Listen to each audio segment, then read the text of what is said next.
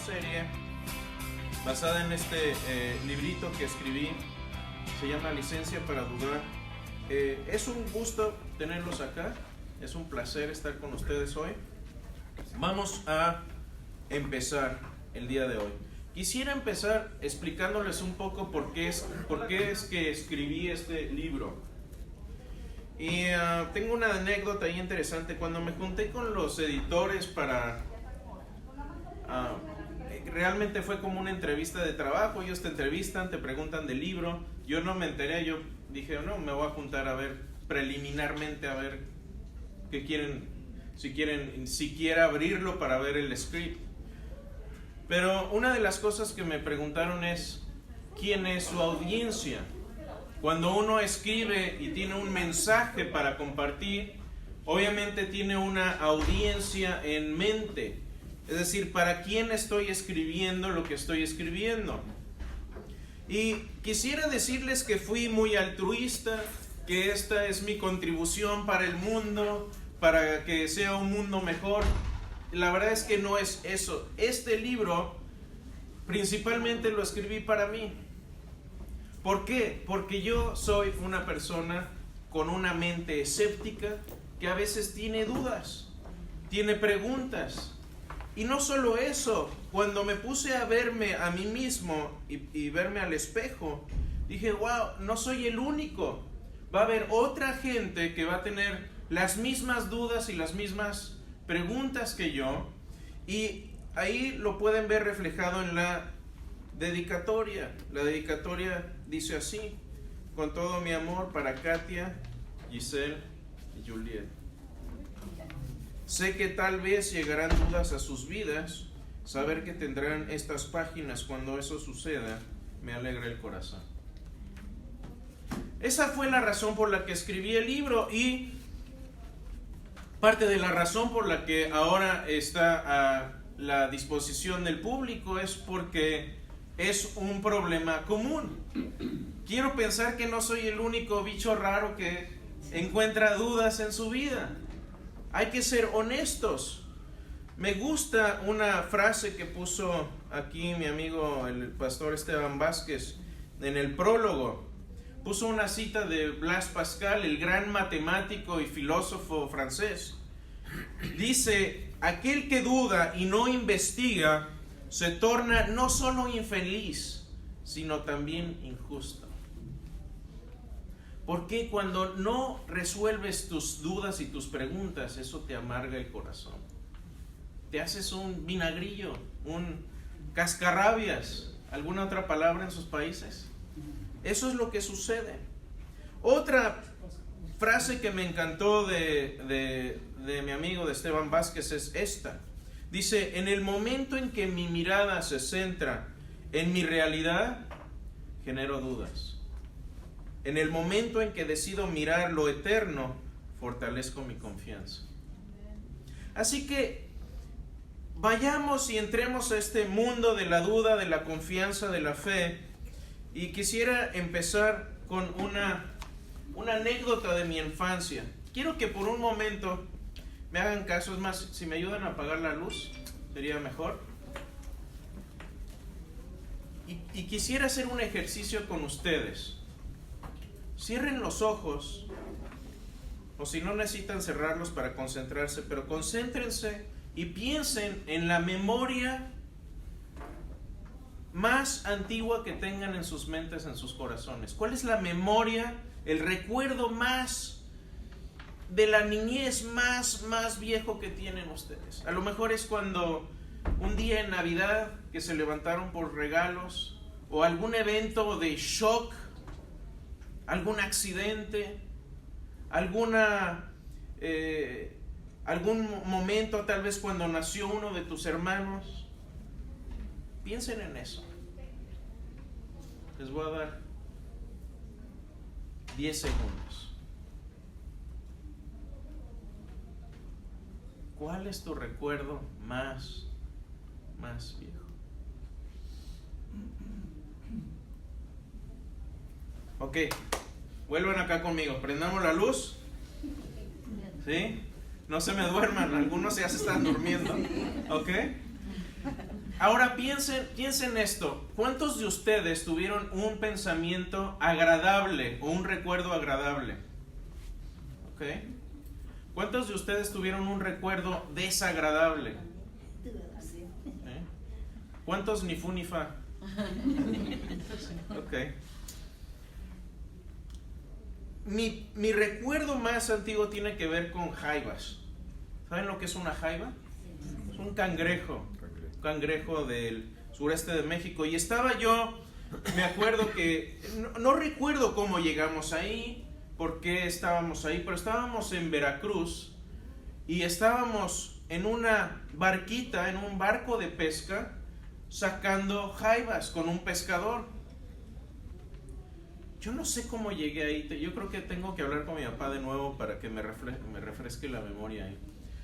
Pero recuerdo que estaban sacando unas jaulas, unas trampas, porque la forma de pescar estos animales es poner una jaula como la que está aquí en la imagen, le ponen carnada adentro y hay diferentes formas, me parece que las que usan en México son más como círculo, y las ponen en el fondo, llegan los cangrejos, empiezan a alimentarse la carnada y el pescador lo único que tiene que hacer es subirla y jalarla. No tienen tiempo de salirse una vez que están ya adentro. Es muy fácil pescar jaivas. Y recuerdo que el pescador, yo me acuerdo como si fuera ayer, que estaba yo sentado en la barca y estaba yo descalzo, mis pies estaban descalzos en la barca y el pescador estaba echándolos así nada más en el piso.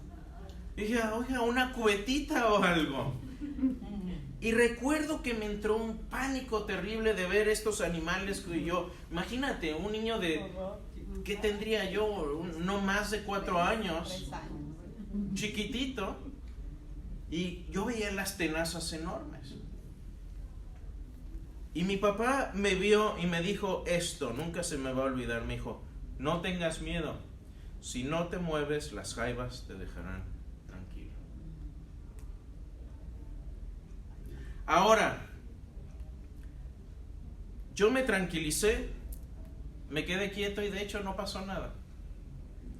No me pregunten cómo salimos de ahí, no me pregunten a qué sabían o si nos las comimos o no, no me acuerdo de nada más. Pero me acuerdo de las palabras de mi papá y me acuerdo que me entró un tremendo sentido de paz y tranquilidad de saber que mi papi estaba ahí conmigo y que me dijo, no tengas miedo.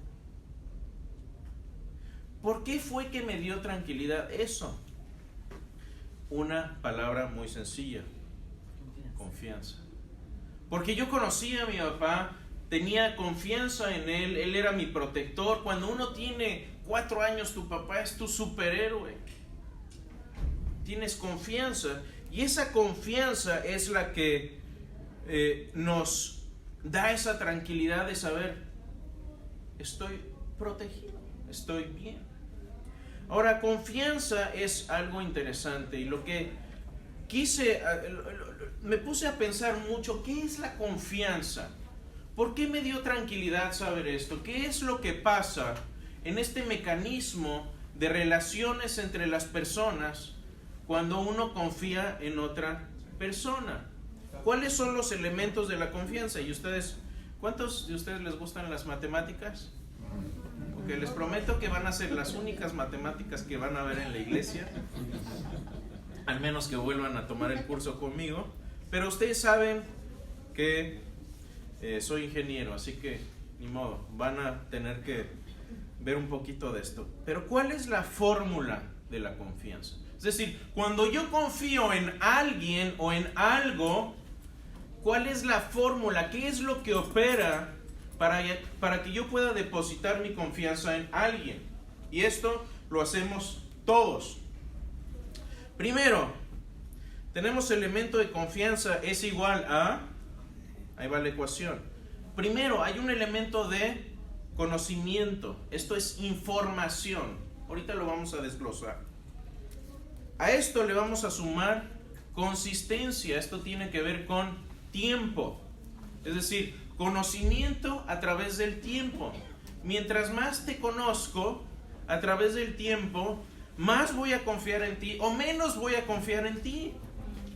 No, ese ya lo conozco, es que ese no paga sus deudas.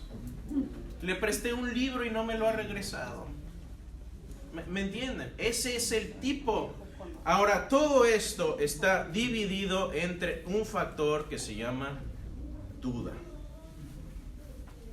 La duda es lo que nos va a tomar tiempo aquí, en donde vamos a pasar más tiempo acá. Vamos a ver un poquito cada uno de estos elementos. Primero, ¿qué es qué es el conocimiento? ¿Qué es la información?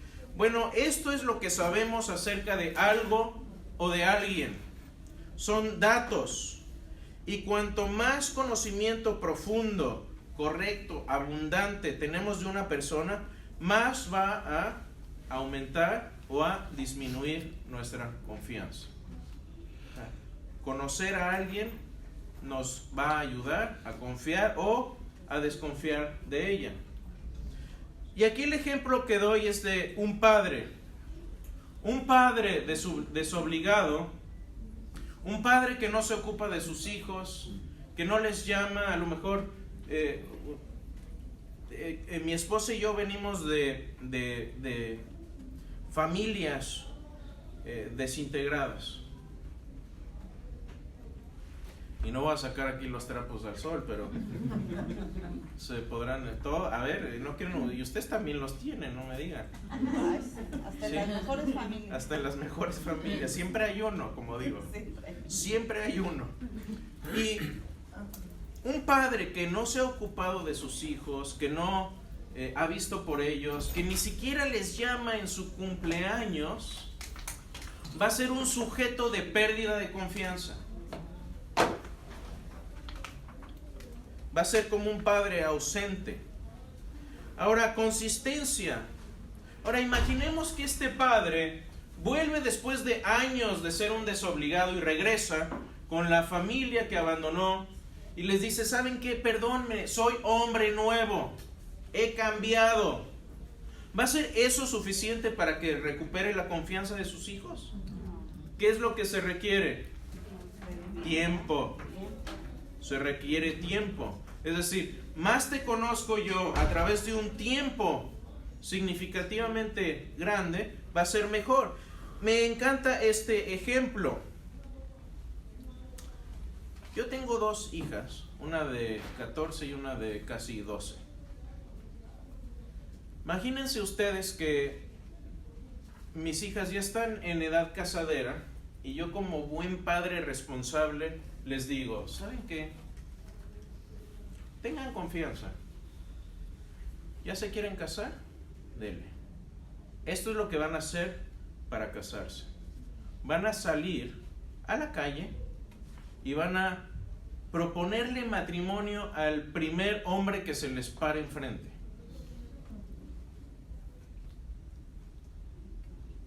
¿Saben qué? Yo pienso, nada más de pensar en eso me dan ganas de arrancarme el hígado a cucharadas. ¿Sí o no? Como padre, ¿cuántos de ustedes tienen hijas? ¿Sí o no? Sí. Ahora, mucha gente hoy piensa así de la fe. Y yo le digo, no, pues tú ten fe ya. Ve. Pero no.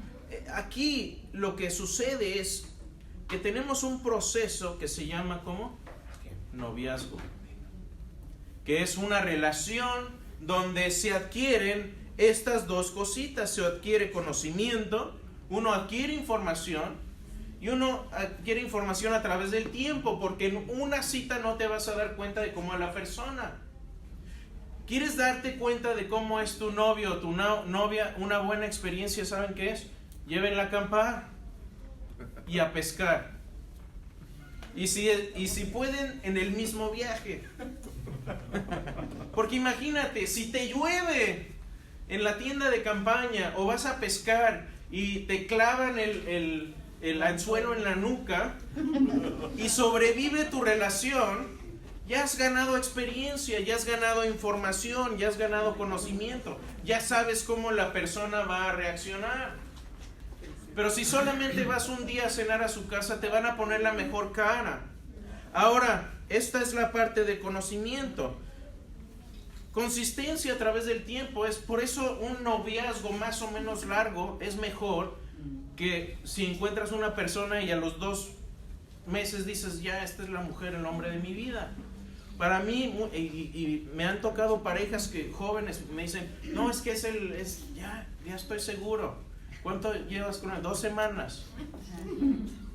Ok, yo no estoy tan seguro, espérate un poco. Necesitas más tiempo y necesitas más conocimiento. Y la edad, también la madurez, desde luego. Ahora, la confianza no va a llegar nunca a ser certeza absoluta. Esto es donde entra el elemento de la duda. Entonces, ¿qué es la duda? Son preguntas, la duda es un elemento de incertidumbre dentro de nuestro conocimiento y a través del tiempo. Es algo que no podemos controlar, vamos a verlo a mucho más detalle, pero déjenme darles algunos ejemplos, por ejemplo, de esta joven que se va a casar, o puede ser el hombre también. Cuando uno está frente al altar, ¿cuántos de ustedes son casados? Ok, me van a entender. Cuando uno está frente al altar, y como dijo mi pastor, santa y feliz es la hora cuando 2 corazones se unen, etcétera, etcétera, etcétera.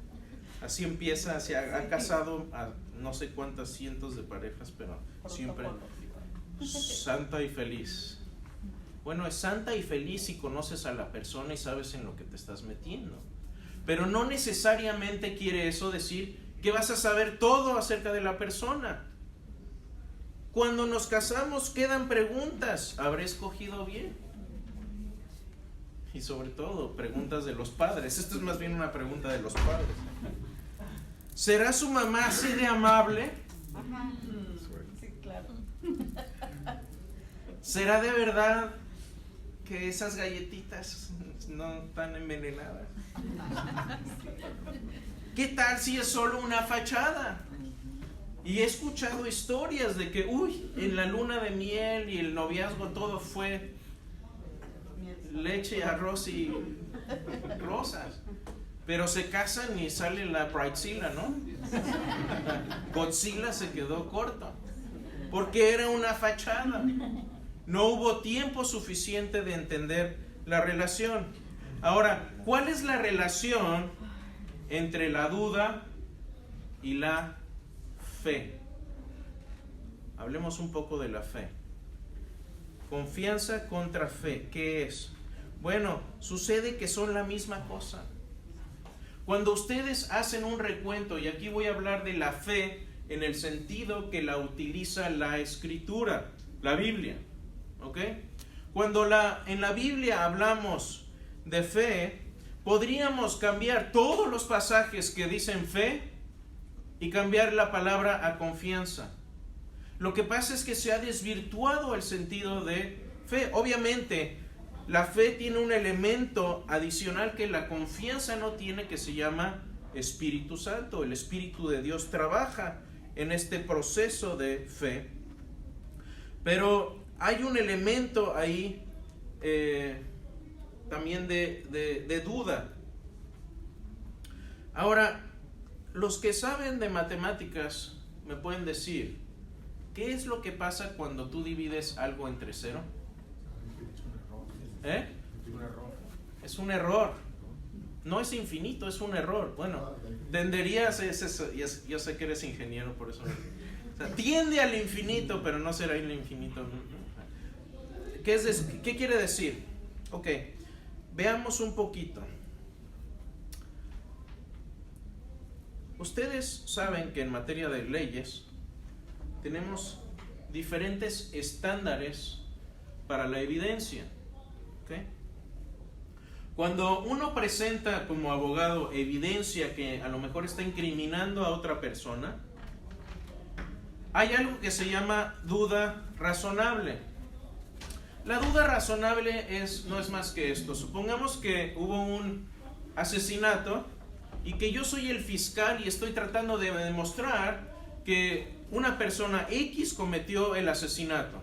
Entonces, ¿qué es lo que voy a hacer? Voy a tomar un montón de evidencia, la voy a presentar a un juez o a un jurado o a ambos, y ellos van a decidir si hay suficiente evidencia para incriminar a la persona. Ahora, en estos casos jamás hay certeza absoluta. Nunca. Nunca se puede saber con certeza absoluta. De hecho, si ustedes piensan, y lo vamos a ver más a detalle después, la gran mayoría de las cosas que sabemos en la vida no las sabemos con certeza absoluta. La gran mayoría. Al menos las cosas que son de importancia.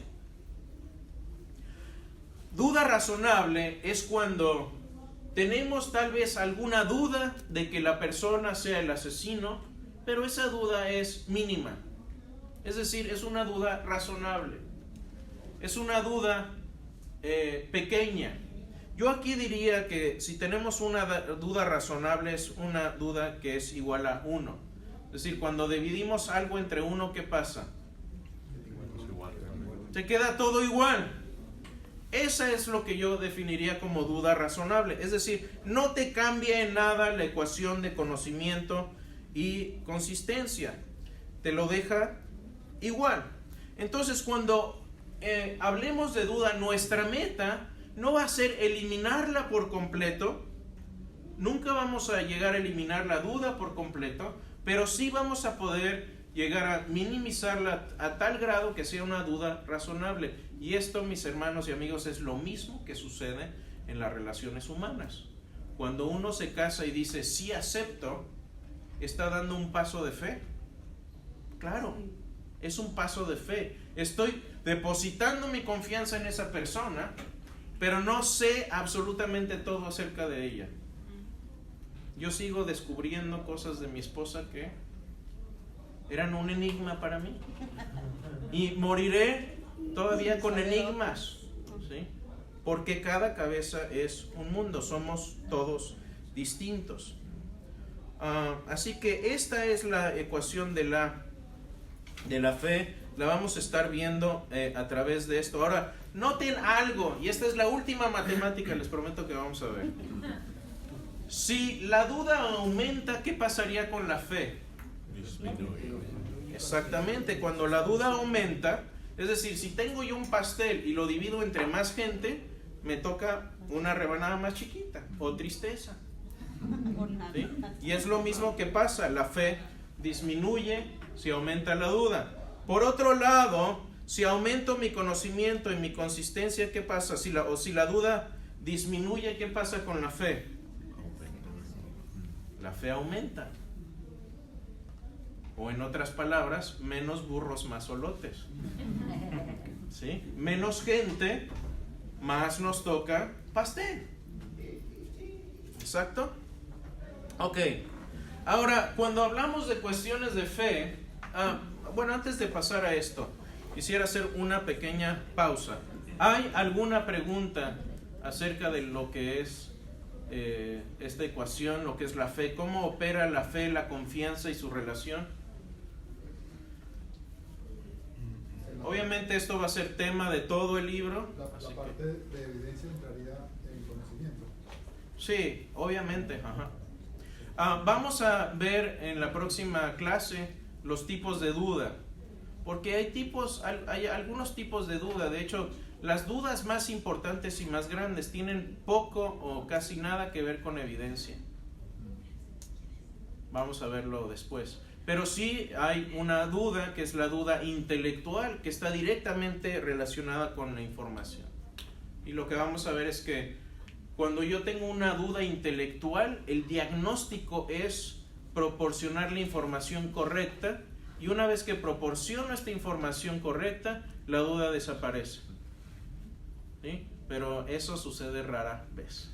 Y vamos a ver por qué y todo eso. Pero sí, exactamente, tiene que ver la parte evidencial acá. Pero obviamente no, vamos a enfocarnos de hecho mucho más en las partes no evidenciales. Entonces esto no va a ser una clase de apologética de evidencia. Va a ser más bien una clase mixta, y vamos a ver muchas cuestiones psicológicas ahí que influyen en las cuestiones de fe. buena pregunta. ¿Alguna otra? ¿Duda? ¿Sugerencia? Wow, no hay ¿quedó todo claro? ¿O no entendieron? Es mucha matemática para un domingo en la mañana. Va a haber quiz, ¿eh? De hecho, en el capítulo 2 hay un quiz. Yo me quedé sorprendida de cómo trabaja Dios, tan solo en ahorita. Ajá. Mencionaste acerca de lo de el matrimonio, el noviazgo, todas estas cosas. Sí. Yo conocí a mi suegro, a mi suegra, ponle unos 10 años. Entonces a mi esposo nunca lo había visto. Mi esposo vivía aquí en Estados Unidos, yo vivía en México. Entonces fue a México y nos hicimos novios. Tuvimos un largo noviazgo de 3 días y nos comprometimos.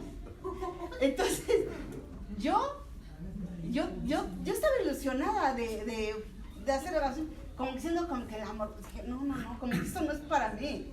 Entonces, cuando nos comprometimos y todo, mis padres querían que nos casáramos bien y todo, y yo así como que no me emocionaba todo eso, y mi esposo estaba como... Pues ni tiempo de emocionarse, sí, hermano. Entonces él se vino para acá a arreglar los papeles de migración y todo eso, y yo no entendía todo lo que estaba pasando, y cambió mi vida completamente en tan poquito tiempo, y el mes que entra ya cumplimos 20 años de casados. Entonces, a veces yo digo, tienen un noviazgo tan largo y no funciona, exacto, el matrimonio. Entonces, yo le mencionaba a mi esposo cuando nos juntamos, mira, realmente no te conozco ni tú me conoces a mí, pero los dos conocemos a Dios.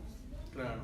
Si nosotros buscamos a Dios y encomendamos nuestro matrimonio, que Dios es el que nos ayude a corregirnos, porque estábamos bien salvajes, o sea, para poder, Conozco a varios. sí, ¿verdad? Cae uno en las necedades, todo esto, y hay gente que no le gusta lidiar con problemas, y tiene uno que llegar a un acuerdo sin faltarse al respeto ni nada de eso. Entonces, a partir de que empezamos a ir a la iglesia y todo, bendito sea Dios, aquí estamos.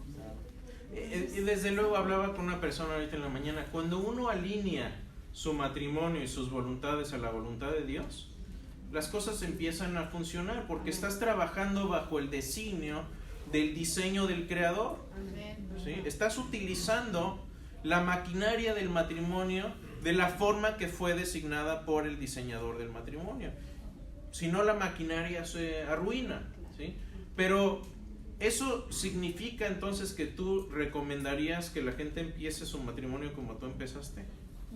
Dependiendo la edad, digo, yo no me casé tan chiquita, o sea, para mí a la edad que yo tenía yo no creía en el matrimonio. La mayoría de mis amigas o estaban divorciadas, separadas, las golpeaban, o sea, todo estaba en contra, y de mis amigos igual, o eran infieles, golpeadores. Entonces mi mente decía, no, a lo que yo voy a terminar igual. Entonces no era lo que yo quería. Entonces cuando mi esposo lo conocí, o sea, era un hombre completamente diferente a lo que yo había conocido. Demasiado honesto, demasiado, así como quisiera, y tú, sí existen los hombres así. Entonces no fue como... Claro, y aquí lo que mencioné hace un momento es que en la cuestión de fe está también el factor Espíritu Santo, lo vamos a ver después también. Sí. Entonces no es nada más conocimiento, no es nada más consistencia a través del tiempo dividido entre la duda. Cuando hablamos de fe en el ámbito cristiano, está todo esto englobado por el Espíritu Santo. ¿Sí? Sí, entonces tengan eso en cuenta. Esa es la parte que falta en esta ecuación. Aquí estoy hablando simplemente de la cuestión de confianza, tradicionalmente hablando. Bueno, buenísimo, sigamos. Una pregunta. Oh, sí. No es cierto de todo modo que el conocimiento con más tiempo, ¿verdad? Te lleva a la fe de que lo que está haciendo es correcto o lo que es incorrecto también. O sea, él puede decirte, definirte que la duda tenía razón de ser. Claro, es una duda que tiene... Puede ser. Cuando veamos los tipos de duda, vamos a ver que hay dudas que están fundamentadas y hay dudas que son figmentos de nuestra imaginación, son totalmente creadas por nuestras emociones, y ahí esas son las que son más difíciles de controlar y de lidiar. Entonces en el Capítulo 2, es decir, en 2 domingos vamos a hacer una autoevaluación, obviamente los que quieran, para ver un espejo de qué es, como decimos, qué pie cojeas.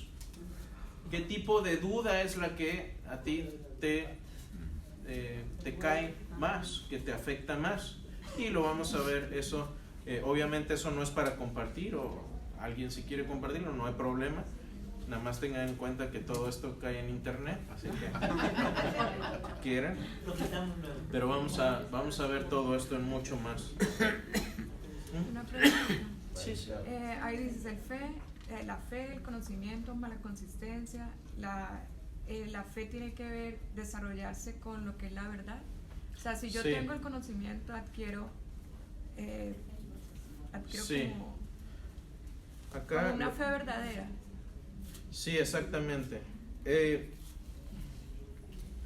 Una confianza puede estar fundada sobre una mentira. Y sigue siendo confianza, pero es una confianza que está mal puesta.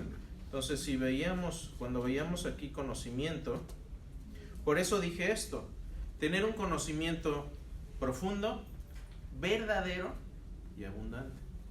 Entonces, si yo tengo conocimiento, pero este conocimiento es falso, en realidad no tienes conocimiento, tienes una laguna dentro de tu conocimiento. Porque tu conocimiento no refleja la realidad. Y este es el concepto de verdad que muchas veces hoy en nuestra cultura se está manejando de manera incorrecta. Verdad no es lo que tú quieras que sea verdad. ¿Sí? Eso es una perspectiva de la realidad. Verdad es lo que corresponde a la realidad. Verdad, déjame repetir, es lo que corresponde a la realidad. Eso se llama teoría de correspondencia de la realidad en filosofía. O, si quieren meter, es epistemología. Entonces, ¿cómo sabemos que algo es verdad? Bueno, lo sabemos a través de diferentes formas, experiencias, sentidos, revelación, etcétera, pero tiene que ver con la realidad. Es decir, si yo digo está lloviendo en Champion Forest aquí en Houston, estoy diciendo una falsedad. ¿Por qué? Porque no está lloviendo. Podemos asomarnos y ver. Entonces es una laguna en el conocimiento. Y ustedes, si ustedes confían en lo que les estoy diciendo, están depositando su confianza en una mentira. Entonces, obviamente el conocimiento, para que sea una fe bien fundada, tiene que estar fundada en la realidad. Y vamos a hablar parte de eso también cuando veamos la duda intelectual. ¿Sí? ¿Queda eso? ¿Alguna otra? Listo, ok. Entonces, cuando hablamos de fe, aquí hay algo que se llama lo que podríamos llamar las preguntas del millón. ¿Cuáles son las preguntas del millón? Son cuestiones de confianza. Cuando yo me hago preguntas acerca de las cosas y las cuestiones importantes de la vida, me vienen preguntas como esta. ¿Por qué existe este universo? ¿Por qué de esta forma? ¿Por qué con este tipo de gente? ¿Quién lo creó? ¿De dónde vino? ¿De dónde no solo vino el universo, sino de dónde vino toda la gente que está aquí? ¿Cuál es el propósito de la vida? ¿Somos simplemente un arreglo complejo de átomos de carbono? ¿O hay algo más allá que nos dé un propósito más allá de lo que queramos inventarnos nosotros mismos? ¿Se puede saber si Dios existe o no se puede saber?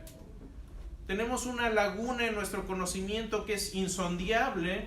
¿O hay algo en este universo que nos diga si se puede responder esta pregunta o no? ¿Existen el bien y el mal? Es decir, si simplemente somos robots húmedos de carbono, ¿cómo podemos decir que está bien o mal algo? Si una cebra se come si un león se come una cebra y yo cuando muere mi abuelita me la como, ¿es eso diferente o no? Y por las reacciones podemos ver que no. Por eso uso ese ejemplo, porque la gente dice, ¿qué acaba de decir este hombre? ¿Me entiendes? Nuestras reacciones nos traicionan. Pero, a ver, si mi abuelita no es más que un arreglo de átomos de carbono, ¿por qué dejar esa proteína que se echa a perder? Sí, ¿ven? Sus reacciones los traicionan. Por eso me gusta el argumento moral, porque es innegable. Ahora, en todo esto hay dudas, pero ¿son insondiables o no? Bueno, esta es mi conclusión, ¿sí? Esta es mi conclusión. Creo que es posible responder a estas preguntas de manera razonable y al mismo tiempo minimizar la duda sobre tales cuestiones. Eso es lo que he concluido después de estudiar esto, de estudiar estas religiones, de estudiar un poquito todo este mundo de la fe y de la duda. Ahora, quiero hacer una aclaración y vamos a profundizar más en esto, así que no se preocupen. Si tienen preguntas de esto o dudas, no se preocupen, vamos a verlo a manera más detallada después. Pero cuando uno habla de fe, la mayoría de la gente o mucha gente piensa en fe ciega. ¿Sí? Empezamos a hablar en el pasaje de Tomás. ¿Sí? Okay, no se preocupen, vamos a ver ese pasaje a detalle, lo vamos a disectar, a analizar, no se preocupen. Pero la fe ciega no es la fe bíblica. Es decir, hay dos formas de ver esto de la fe ciega. La fe ciega es decir, yo tengo una confianza profunda en una persona, digo que tengo fe ciega en ella. Es decir, uno tiene fe ciega en su mamá por lo general. ¿Por qué? Pero no es fe ciega nada más, no es así como que un día creciste huérfano y te presentan a tu mamá y te dicen, aquí está tu mamá, ten fe ciega en ella. No vas a tenerle confianza porque vayan a la ecuación. La confianza y la fe ciega es fe ciega precisamente porque ya has llenado la ecuación con conocimiento, con tiempo, y la duda es pequeña. Por eso uno tiene fe ciega en alguien, porque ya has tenido la evidencia de quién es esa persona, ya has caminado con ella, ya has vivido con ella. Así que la fe ciega, ahora muchos grupos, incluso cristianos, la han tratado de redefinir como creer sin evidencia, y mi pregunta para ellos es, si no hay evidencia para lo que crees, entonces ¿por qué no hacerte de otra religión? O ateo o agnóstico, de cualquier otra. Hay otro problema que es la religiosidad. Hay gente que dice, no, bueno, es que yo sí creo en Dios, pero no soy religioso. Soy espiritual. Y yo les pregunto, bueno, ¿qué rayos quiere decir eso? O sea, por un lado quieres decir que no te gustan las cosas espirituales, pero eres espiritual. Porque el hablar de religiones es hablar de cosas espirituales. Y lo que mucha gente quiere decir es que, bueno, es que sí quiero a Jesús, pero no quiero a la gente que quiere a Jesús. Algo por el estilo, ¿sí? O la iglesia está llena de hipócritas, o alguna de estas cosas. Es decir, la idea es, quiero las cosas de Dios, pero no quiero dos cosas, no quiero compromisos y no quiero a la gente que está metida ahí tampoco.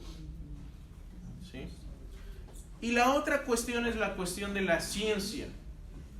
Ahora, esta parte me fascina porque como ingeniero valoro la ciencia y como cristiano valoro la fe.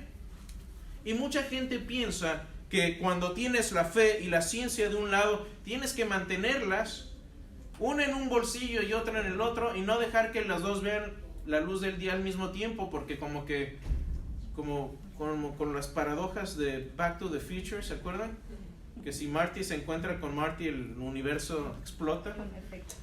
Y no es cierto. La fe entendida correctamente y la ciencia entendida correctamente no están en conflicto, porque la ciencia no es más que la forma en que descubrimos el mundo material, y el estudio de lo material jamás va a poder desmentir la existencia de Dios, porque Dios es un ser inmaterial, simple y sencillamente.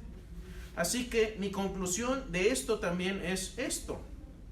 Creo también en la ciencia y en la razón. Por lo tanto, creo también que la fe, entendida como confianza, no está en posición de ninguna manera con la razón. Es mi convicción que uno puede ser una persona razonable y una persona de fe al mismo tiempo. Y esto a pesar de que hay un factor de duda en nuestra fe. ¿Se entiende eso? Muy importante.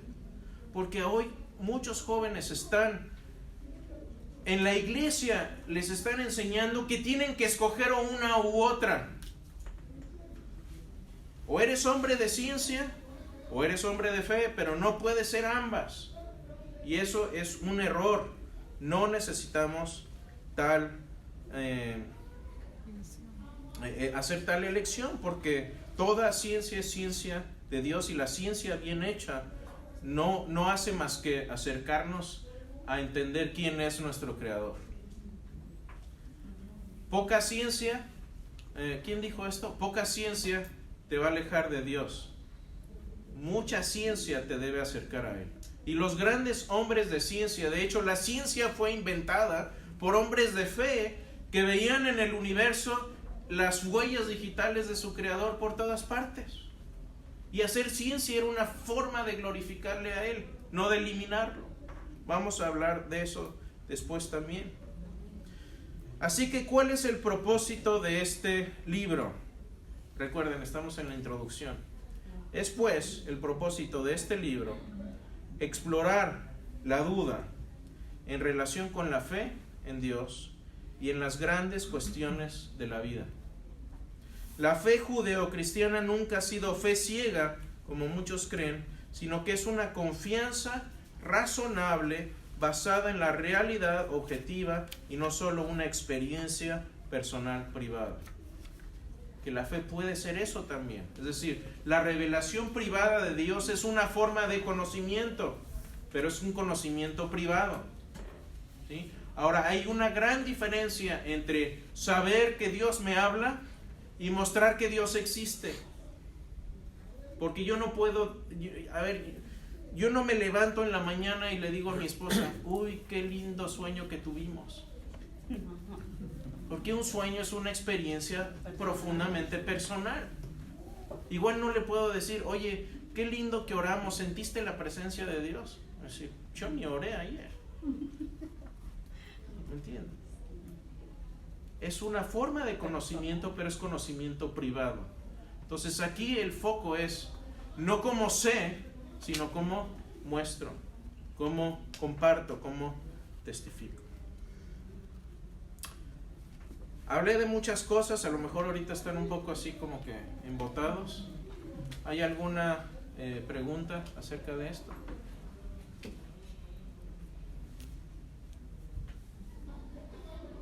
Porque la próxima clase ya no hay preguntas, ¿eh? No, sí. Perdón, Chris. Sí. Al mirar así, ahorita el tema, un poquito tu libro, pero creo que en nuestra vida siempre hay dudas y fuimos creados con eso. Y como dices tú, siempre van a estar ahí. Lo más importante es cómo minimizarlas para poder seguir adelante.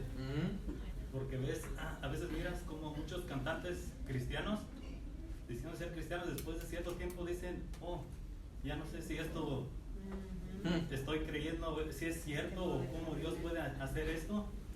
Es cuando les viene esa duda y si no la pueden minimizar, los lleva a veces a retroceder. Sí.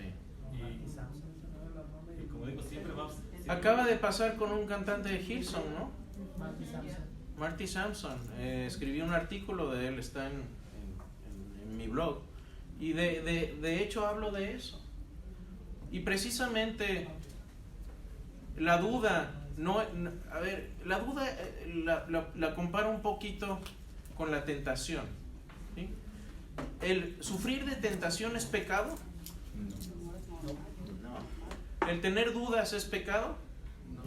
Tampoco. Lo que es pecado o no es cómo reaccionamos ante la duda y cómo reaccionamos ante la tentación. ¿Qué hacemos con ello? Y bien utilizada la duda es un trampolín para aprender.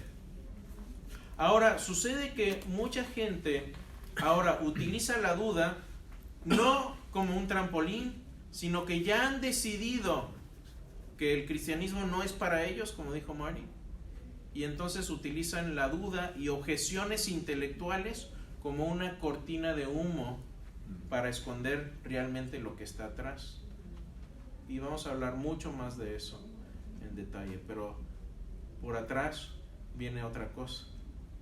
No es la razón real de por qué una persona abandonó. Muchas veces son otras razones, pero a veces puede empezar por una duda intelectual, y si uno no lidia con eso, se puede hacer un cáncer. Es decir, todos tenemos células cancerígenas en el cuerpo, pero tenemos también anticuerpos y un sistema inmunológico que lo mantiene en jaque, lo mantiene a raya, ¿sí? Pero ¿qué pasa? Se te debilita el sistema inmunológico y no te tomas tus vitaminas, no te tomas unas vacunas, vas a enfermar. Entonces, cuando viene la duda, es una buena oportunidad de darse de inocularse. Es una dosis medida de bacterias que te ayudan a fortalecer tu sistema inmunológico. Entonces, cuando uno es expuesto a argumentos anticristianos y los resuelves y los investigas, entonces eso te fortalece tu confianza en lo que estás creyendo. Pero si dices, no, mejor cierro los ojos y me hago como que no veo, así, no estás resolviendo nada. Estás simplemente dejando una duda ahí que va a crecer y que va a erosionarte tu confianza al final, que se va a convertir en incredulidad. Es decir, lo contrario de confianza no es duda. Lo contrario de confianza es desconfianza. Y la desconfianza en Dios es incredulidad. Terminemos con unos puntos para casa. Me encanta el Salmo 19:1.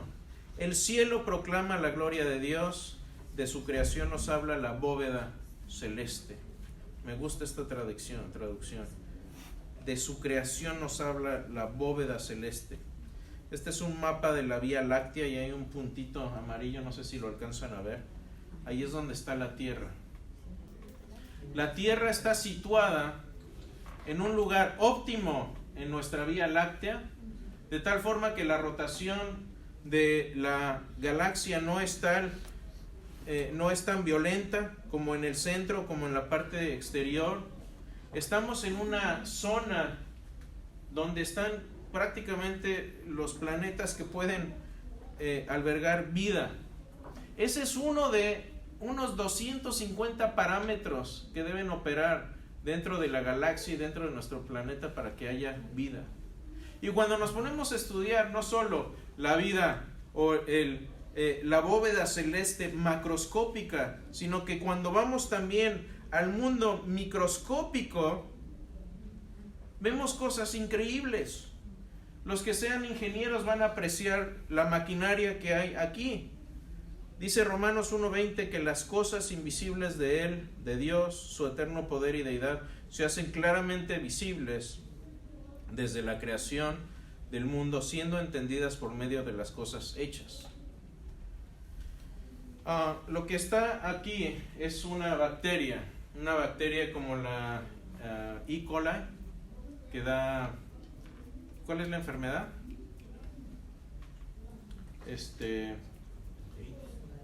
Sí, es una bacteria, te da E. coli, te da tremendos dolores de estómago y tienen un flagelo. Ese flagelo lo utilizan para moverse en un medio líquido. La maquinaria que hay aquí en esta parte para que esto se mueva, algunos biólogos no cristianos han dicho que esta es la máquina más eficiente en el universo. Es un motor de engranes que está propulsado por un motor de protones. Es algo increíble. Bueno, hace unos pocos años unos japoneses descubrieron una bacteria de este tipo, pero en vez de tener un flagelo, tenía 7.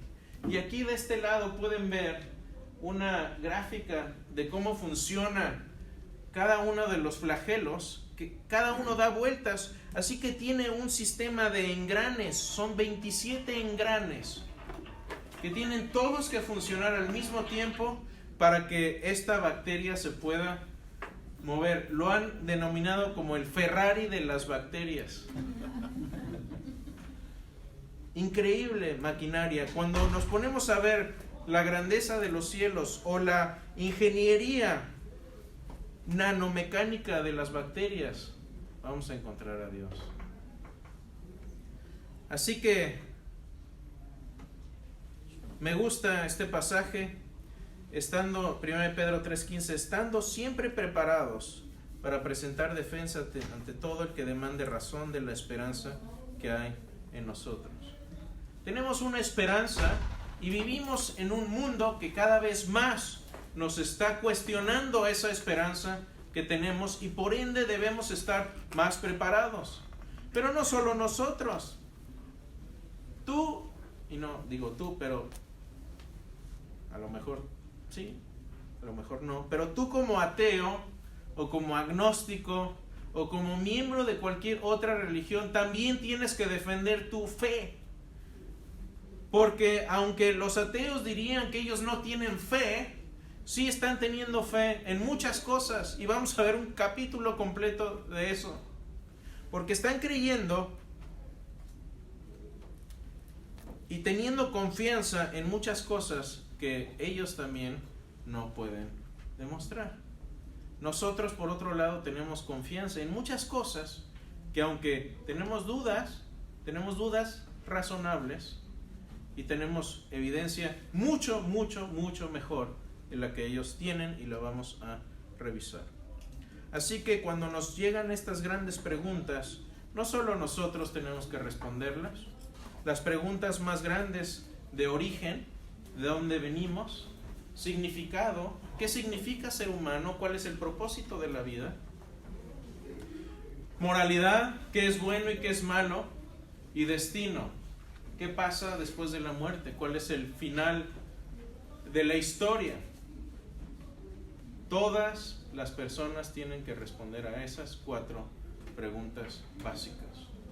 Y si no puedes contestarlas de una manera coherente, cambia tu cosmovisión a otra, porque es incoherente. Así que, mis hermanos, este es el final de la introducción. El capítulo 1 está titulado Mi duda más grande. Vamos a hablar de eso en la próxima clase, y vamos a introducir los tipos de duda, que son, cómo se comen y cómo nos afectan, y después vamos a profundizar en cada uno de ellos. Vamos a hacer una autoevaluación, así que los que quieran seguir el libro lo pueden ir siguiendo. Los que quieran alguna copia, no es necesario que tengan el libro para estar aquí en la clase, obviamente, pero si lo quieren ver, obviamente hay más detalle en el libro. No puedo recorrer todo lo que escribo en una clase de 50 minutos, pero está disponible. Si alguien lo necesita, yo tengo todavía algunos.